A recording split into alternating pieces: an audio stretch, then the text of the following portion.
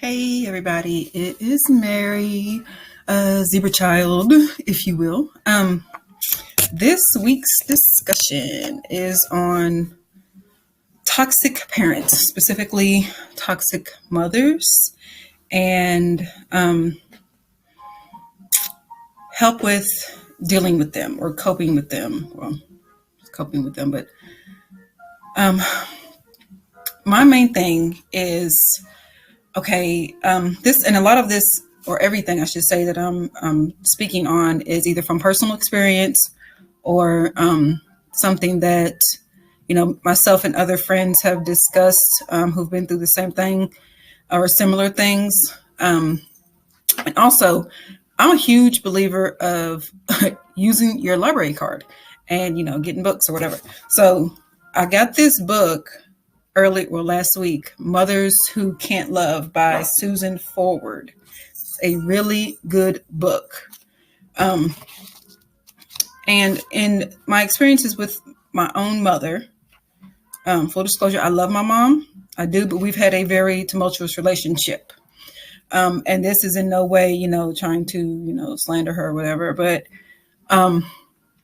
it took me until I was in my 30s, in my 30s, I believe. And the second time she had come to live with me, at which time we started to discuss her past and her childhood. Like, we had kind of touched on some things, and she would always get too upset she couldn't talk about it. But on this particular time that she lived with me, we talked. Had a lot of time to talk, and I kind of forced some things out of her. But it wasn't until those conversations that I was able to realize why she was the way she was. So, first of all, I'm going to tell you that there are so many different ways that a parent can be toxic, and none of us are, free of toxicity. I'm sure there's probably some things from my childhood or whatever that I've carried into, I know that I have carried into, myself being a mother and raising my kids. Because I know that, for instance, not being protected by my own mother or being the victim of abuse by my own mother made me super protective of my kids, to the point of over mothering and being overbearing and worrying too much. And, so that can kind of, like me making the mental statement or mental note in my head that I am not going to be like my mother. I'm going to do this, this, and this for my kids. I'm going to make sure I show them love and adoration and validate them at home and, protect them and not abuse them and, all these things. But that turns into, being over mothering and being overbearing with your kids. Or, you get into a thing where you're doing too much for your kids. And so you're kind of restricting them from doing things on their own. So none of us are without flaw. I'll say that none of us are, because parenting, we all know, does not come with a freaking handbook. We are just figuring this stuff out as we go along. And so once you have determined and acknowledged and accepted that your mother or parent, or specifically, like I said, your mother, especially for women, your mother was, toxic in some way, growing up, whether it be her being narcissistic, you having to mother her rather than her mothering you, her being overbearing, her being depressed, or her coming from, having a traumatized childhood herself and not knowing really how to even show love, because she was never really loved. Like, once you establish that, then that is where you can move forward. Because like I said, I was well into my 30s until I realized, I thought, okay, my childhood is over. I'm fine. My kids are going to be fine. I'm going to be a great mom, and, and all these things. And you don't realize, like, I'm 44 now, and there are things that still get to me. There are things that still bother me. There are things that still come up, and I'm like, that's baggage. That's, a result of my childhood. That's a result of my relationship with my mom or whomever. So once you establish that that is where your healing can come from. And like I said, the first thing for me, sorry, my dog is a nerd. But the first thing for me was gaining an understanding. Like for me, that's important. So that, well, I guess in a way that I was able to have empathy for her because I understood more, because my grandmother was a piece of work and a piece of work. But she herself had, probably been through some things. I really don't know much about my grandmother's upbringing because we were not close, because she was a wildly racist woman, and she's, my mother's mother, so she's Caucasian or white, and she did not like me, not the fact that I had a black father or none of that. So she treated me very, very badly. Anyway, knowing that my mother grew up, in foster care because of, my grandmother not wanting to have kids, and decided after she had 8 to give them all up for, put them all in foster care. So my mother grew up in foster care and group homes, and was, physically, mentally, sexually abused starting at a very young age. And that is enough to really, really mess a person up. And I've been through some things, but my mother's been through a lot more than me. And this is in no way to excuse her behavior, because it's all up to us to fix ourselves, to identify the problem and to fix it. So once you've identified, that you've been, the victim of, a toxic upbringing, and you have established some sort of understanding as to why your mother is the way she is, have talks with her. Have heart-to-heart talks with her. Tell her how her behavior made you feel. Odds are, because a lot of toxic mothers, they will deflect.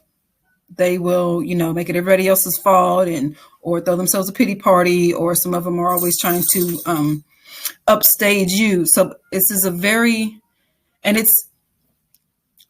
it would be best done, these talks, if you were able to get them to a counselor and you have a family counseling session.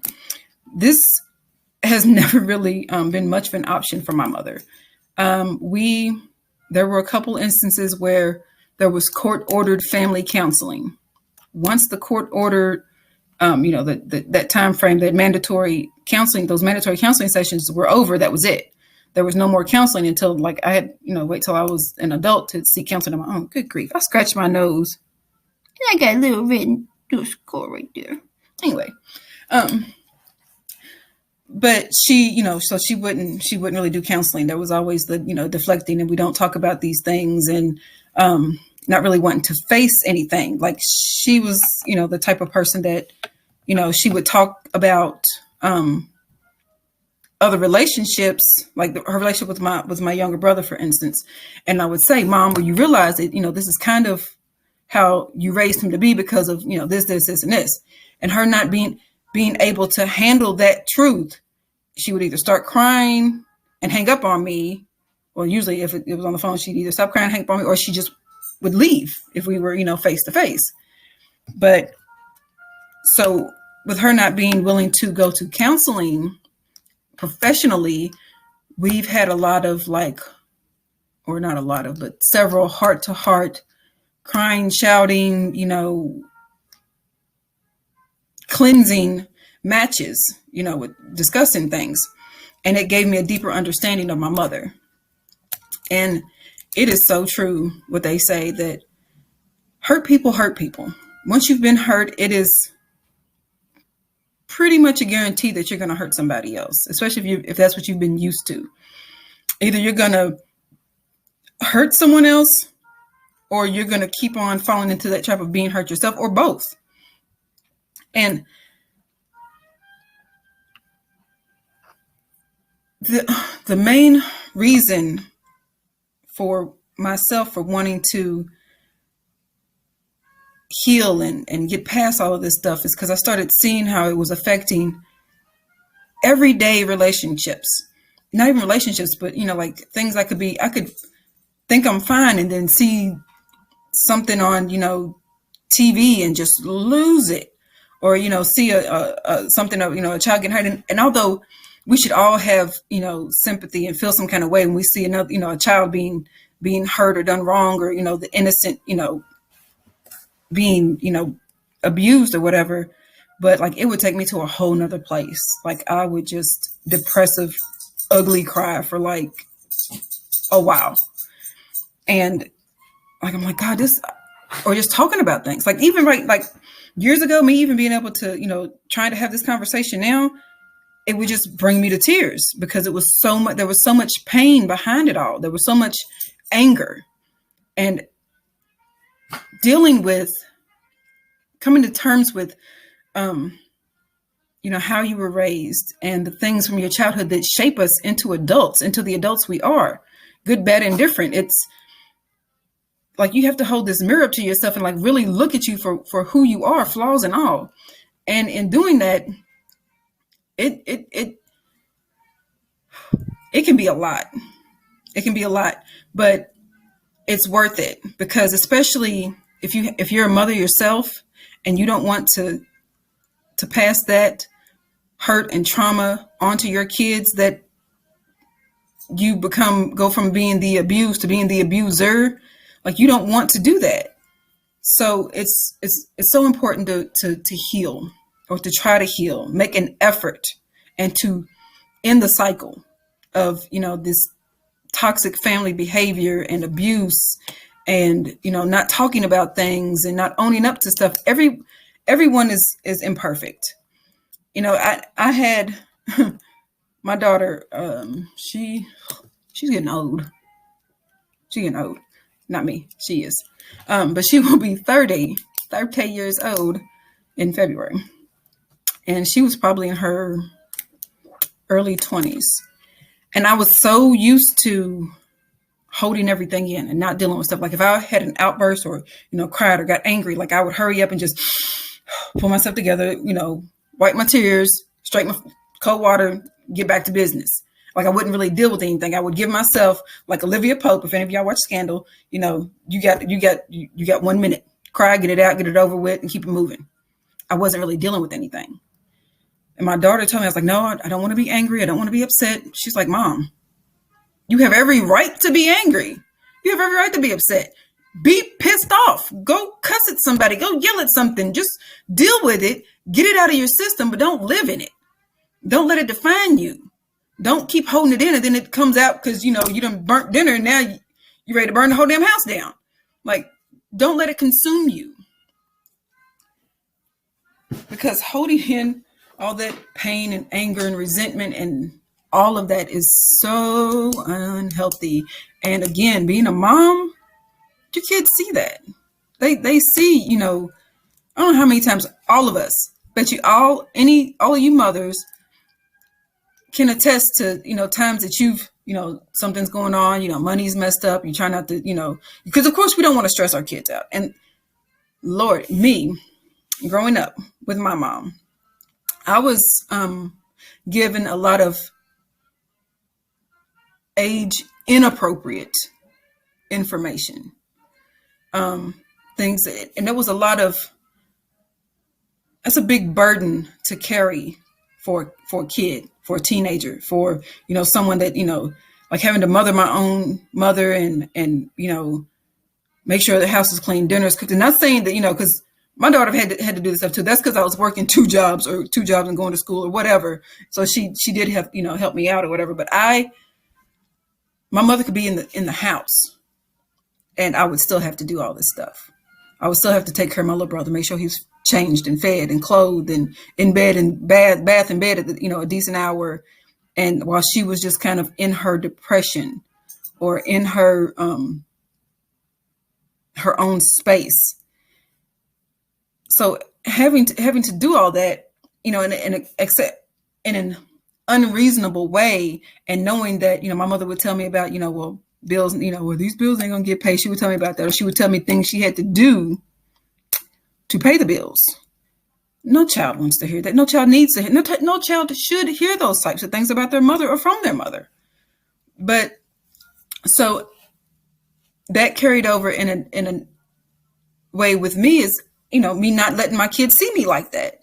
And I know there's a lot of us out there that if, something's going wrong, we'll just come in straight, head to the, a private area, the bathroom, our bedroom, whatever. Get it out, cry in the car before you go in the house and get it over with, because you don't want your kids to see you upset, because you're trying to be strong yet again for, somebody. And this is, you should be strong for your kids. But I'm just saying we push all that down because, your kids shouldn't see you going through all this and, having that stress put on them.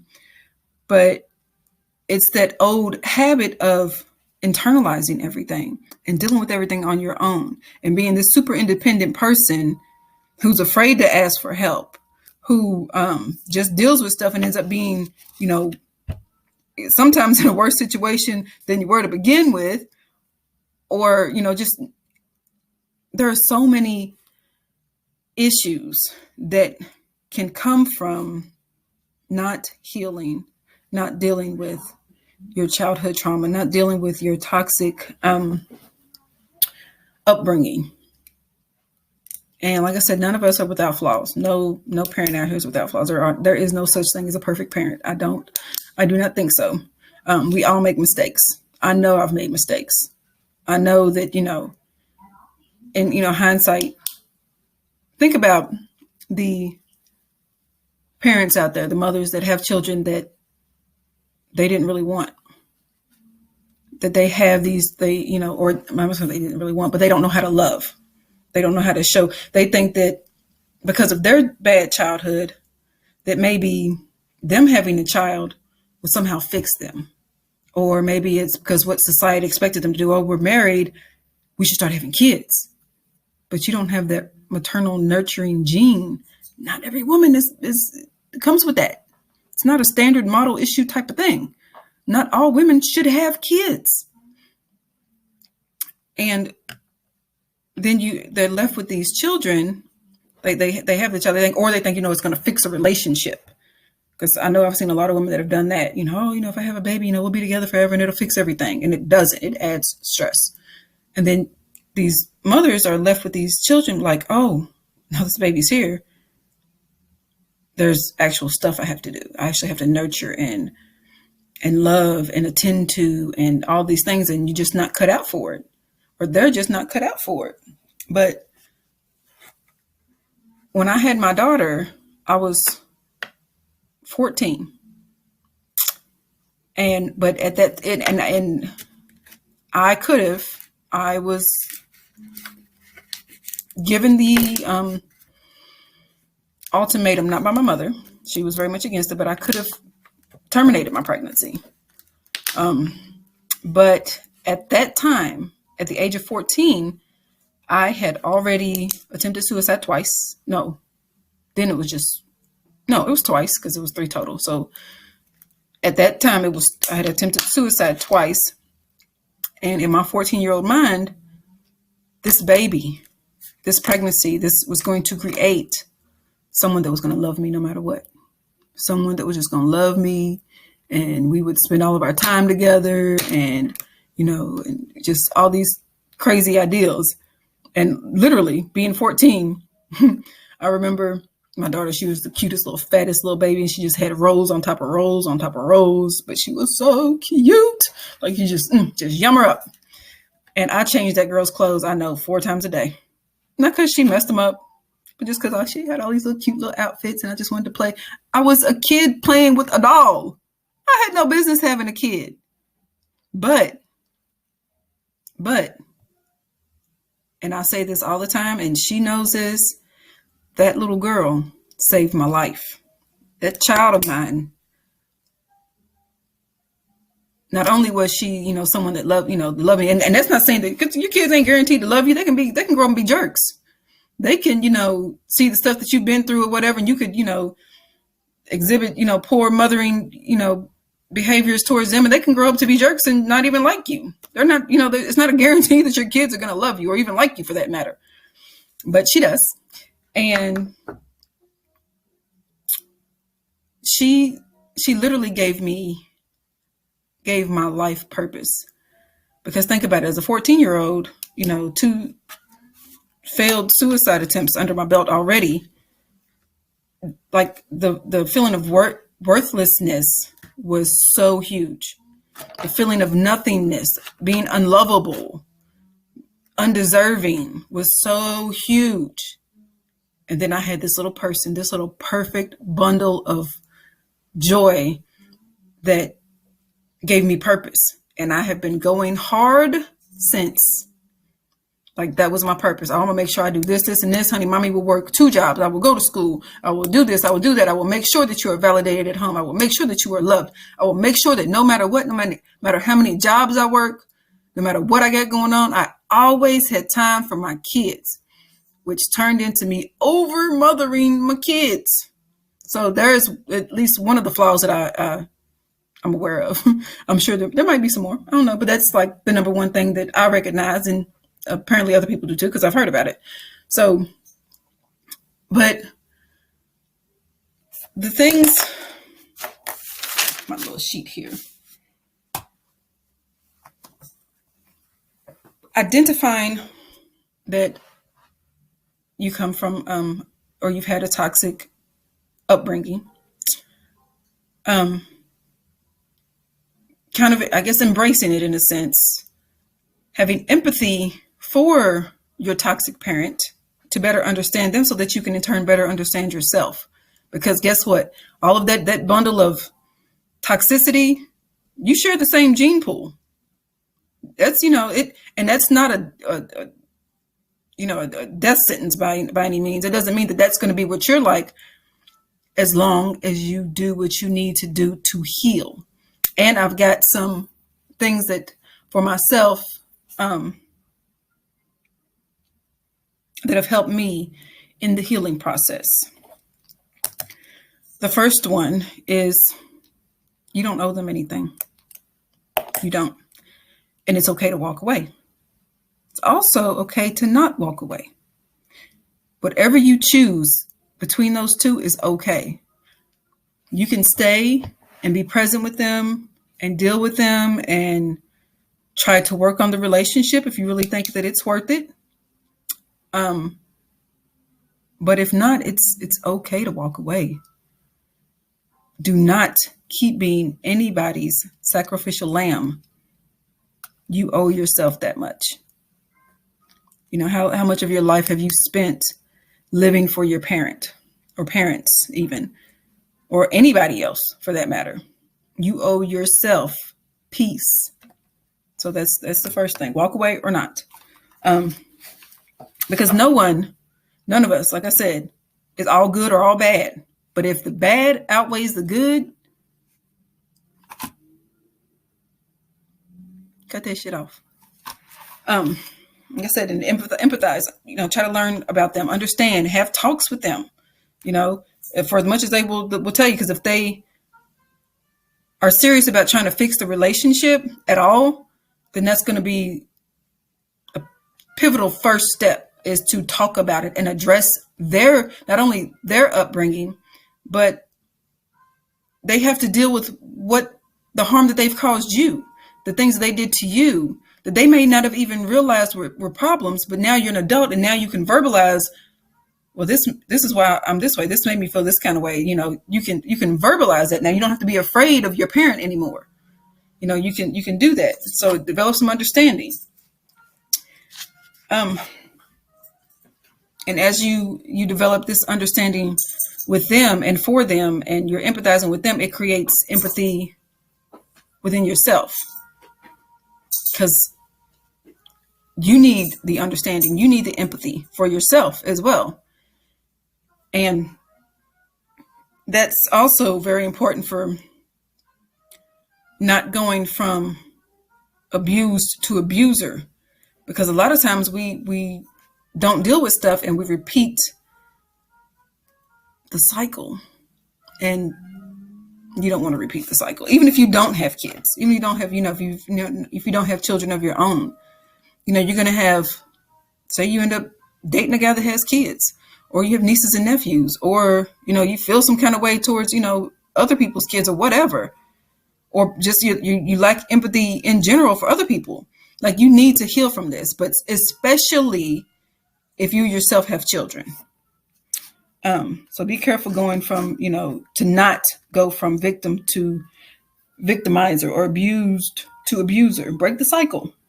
And breaking the cycle also means to identify those, to stop ignoring red flags in personal relationships. This goes for romantic ones and friendships. Anybody that you let into your little bubble, because like I said, you owe yourself peace. Red flags. I'm sorry, you move over that way. I'm gonna need you to stay away from me. I'm gonna need to because people that have been hurt or have survived childhood trauma tend to draw in or be drawn to people with the same characteristics as a toxic parent, and will a lot of times stay in those situations because the pain is familiar. It's what we're comfortable with. You've got to be completely out of your comfort zone to heal. Which means that you have to learn self-love. You have to learn what it means to be happy for you. Like I spent so much time, not just from childhood into my relationships, into being a mother, trying to make other people happy, living for other people. And it's like now I'm at this point to where I am living for myself. And there are sometimes it is such a struggle because I feel like I'm being selfish and, self-centered and whatever. But it's that time. It's okay to be selfish. It's okay to work on you. It's okay to do what makes you happy. It's okay to say no. Oh my God, it is okay to say no. Whether it's because I remember one year, my birthday, my mom was like, oh, we wanted to do, I can't remember exactly. We wanted to go camping for your birthday. We were gonna go camping for your birthday. And I'm like, the hell? That's not how I want to spend my birthday. I said, yeah, I'm not doing that. It's not what I want to do. I'm not doing it. I'm not saying I don't like camping because I do, but I'm not doing that. It's okay to say no. And earn and mean your no. And in addition to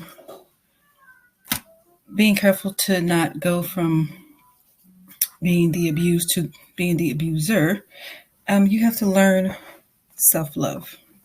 That means you have to unlearn self-hate or other issues with your self-esteem or how you view yourself, the feelings of unworthiness, not being lovable, that type of damaging views on yourself. And that can look like a lot of different things. It can mean personal one-on-one counseling. It can mean exploring things that you want to do. Just go out. Go out alone. Don't be afraid to go alone. Sign up for a class. Have a healthy spiritual or religious practice. Have friends that you can talk to regularly that get it, that understand.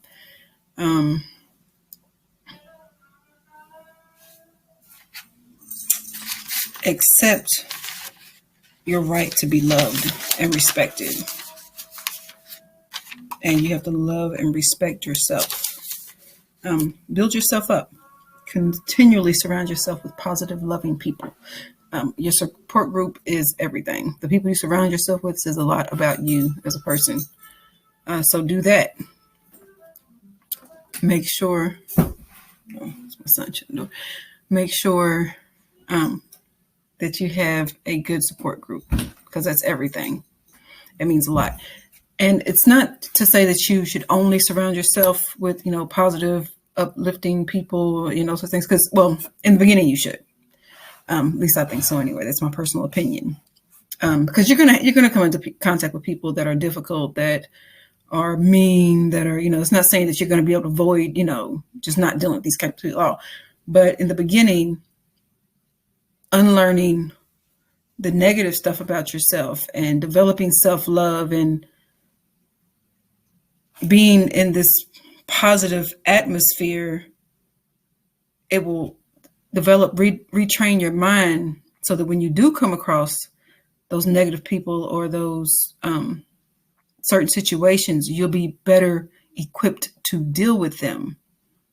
So while you're in this self-care phase, it's like, think about when people are like they're remodeling or building a new hotel, big building or whatever, and there's that fence around it, because to protect the construction zone, you're under construction. You need to protect your area, protect your zone. And then when you're ready enough, you're presentable enough, you're more equipped to deal with those other things, and then you can take the fence down and start welcoming people in. And you'll be able to deal with them, and you'll just be like, you know what? It's not the things that it amazes me. The things that used to, and don't get me wrong, I still struggle. I'm still, I'm a work in progress. Always will be. But the things that used to really, really get to me or make me feel some kind of way or just get under my skin don't anymore. And that is dope. Because I could have a phone conversation with, someone that was a, nasty, negative, poor, pitiful me type person, or somebody that I wanted to fix or somehow felt like I needed to fix, and I can just listen now. I can just be like, oh, okay, yeah. Sorry you're going through that, but okay. I'm no longer inclined to jump into savior mode and fix everything. Oh my God, I feel so bad because I'm not there to help you, or I can't fix it for you, or, I need to send you some money or whatever, and it stresses me out. It doesn't affect me like that anymore. Everything is not your problem. The only thing that's your problem is you. The only thing you need to fix is you. So you do that. It's completely okay. But in doing so, you need to prepare yourself for the backlash, for taking time for yourself. If you decide to walk away from toxic parents, people in general, because you'll see that this can also extend to other family members, past friends, people that just simply don't mean you well, that have mistreated you or treated you some kind of way, and that don't really deserve the time of day from you. You're going to receive some backlash. You're going to be like, oh, she thinks she's better, or oh, she thinks she's this, or making you feel guilty or whatever. You're going to have to mentally prepare for that, which is cool, because you can't, like, you know what, if they come at you in a negative way for taking care of you, they weren't for you in the beginning. They weren't for you from jump. So deuces. And the most important, get counseling.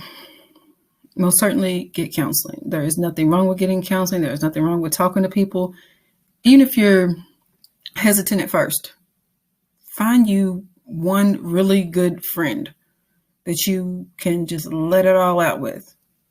Or find, someone that's, or a friend, but also that's can see things objectively, that you can talk to, that's not just going to, take your side, and that can ask objective questions. Oh, what did you do? Or how does this affect you? Or, just somebody that's not going to necessarily just tell you what you want to hear just to appease you.